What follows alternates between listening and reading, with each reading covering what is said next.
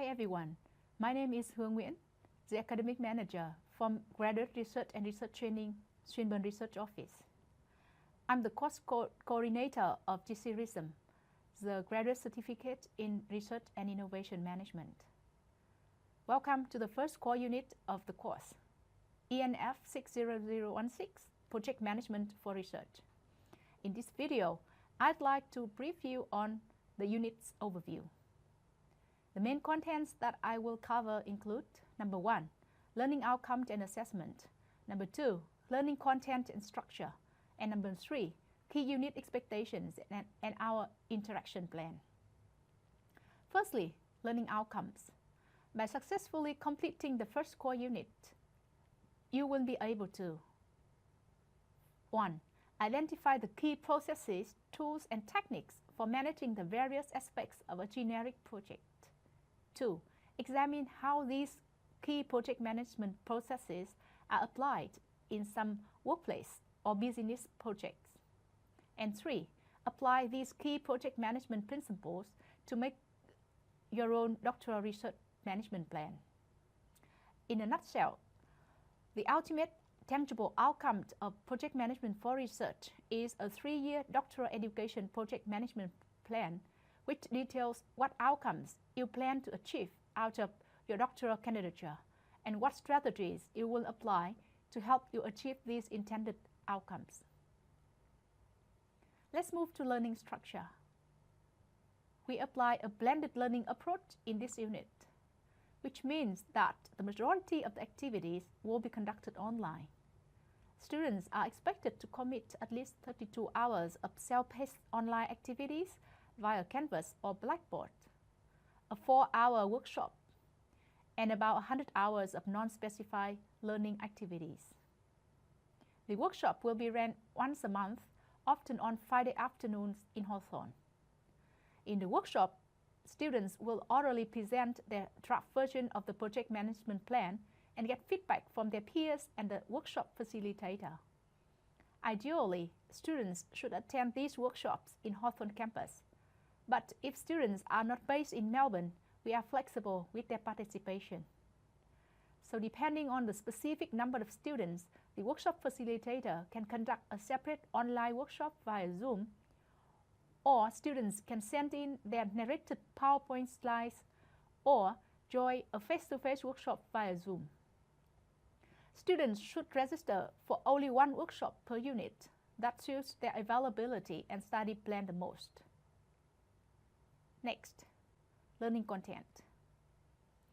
As you can see from this table, this unit consists of 10 modules. The first module explains why we take a project management approach in doctoral research.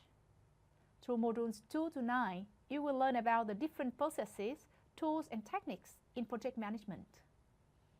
The last module helps you integrate all of the knowledge and skills learned from module 2 to 9 to develop your overall doctoral education project management plan. Let's move on to assessment. There are 2 assessment tasks in this unit: a 5-minute oral presentation conducted at the workshop described above, and a 2,000-word written report.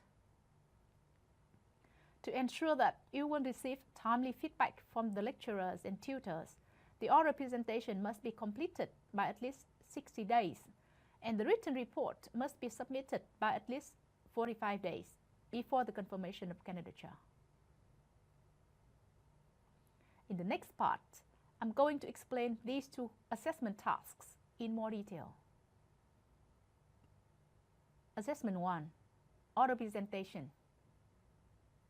These assessment tasks requires you to draft your doctoral education project management plan. Prepare a 5-minute PowerPoint or equivalent presentation based on this draft, and then conduct a 5-minute presentation to convince your lecturer and peers that your plan is well thought out and feasible.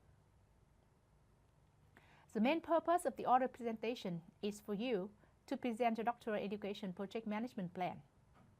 Get formative feedback from the lecturer or assessor and peers on the strengths and weaknesses of this draft, and then incorporate the feedback to improve your final written report. As mentioned above, the oral presentation must be completed by at least 60 days before the confirmation of the candidature. Assessment 2, written report.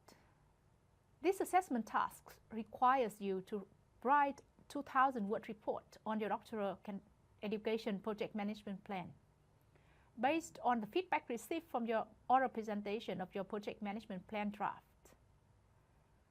The main purpose of the written report is for you to report on your current state-of-the-art project management plan, then get formative feedback from the lecturer and or assessor on the strengths and weaknesses of this draft, and then use the feedback received to continually improve your plan and to incorporate relevant sections from this report for your confirmation report. As mentioned above, the written report must be submitted by at least 45 days before the confirmation of candidature. Let's move on to marking criteria. For your presentation, it will be assessed on two main areas: content-related and presentation skill-related. And there are 5 criteria for each of those areas. Specific criteria and their weighting are presented in this diagram. For your written report, you will also be assessed on 2 main areas: 5 content-related criteria and 5 presentation and organization-related criteria. Again, specific criteria and their weighting are presented in this diagram. In short, I have presented to you the unit learning outcomes, learning content and structure, and assessment. Now, let's move to key unit expectations and our interaction plan. To successfully complete this unit, it is expected that you engage in 3 main groups of activities. First, read it and watch it, meaning that you should read the suggested reading and watch the suggested videos on Blackboard from Module 1 to 10. Second, post it and comment it, meaning that you should post your answers related to each module's activities and respond to others' posts on the Blackboard discussion. And finally, reflect it and prepare it, meaning that you should reflect on the key lessons learned from each module and gradually develop relevant sections in your final project management plan as you go through modules 2 to 9. To study this unit most effectively, it is also expected that you demonstrate 3 key expected manners: disciplined, cooperative and proactive, and relevant. More specifically, you should be disciplined by spending about 3 hours per module on average to complete compulsory online activities and sharing your experiences or perspectives on Blackboard discussion forums. You should also be cooperative by commenting on your peers' posts and be proactive by feeling free to ask any dumb questions, especially those that help you to enhance your understanding of project management plan and to complete your report effectively. Finally, you should be relevant by posting all of the questions related to this unit on the discussion board. Email me when you have a personal issue. I hope by making these expectations clear, we will have a productive, enjoying time studying this unit. That brings me to the last part of my presentation, our interaction plan. As this is a primarily online unit, most of our interaction will be online. The teaching team plans to check and respond to your Blackboard or Canvas post every week. We also plan to have a 1-hour face-to-face or online consultation every Friday. Please email us to book a time if you want to have a consultation. Except for urgent circumstances, we will not be responding to emails or questions at the weekend or during public holidays. In summary, I have just presented to you the key unit intended learning outcomes and expectations. I hope the information has been presented clearly to you. In case you have any questions, I would suggest that you check the unit outline and assessment folders again first.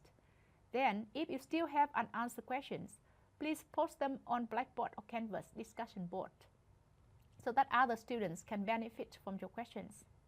If none of these work for you, please book a consultation to see us in person. And this table provides further instructions on who to go to for help for the most commonly asked questions about this unit as well as about the course more broadly. This table lists the contacts for course advice specialists in case you need to contact them for elective selection support. In short, in this presentation, I have explained number 1, learning outcomes and assessment, number 2, learning contents and structure, and number 3, key unit expectations and our interaction plan, and also some key context for the most frequently asked questions. I hope you will find this unit interesting and helpful. I would welcome any feedback from you during and after doing this unit via emails or face-to-face meetings. Bye for now, and good luck with your study.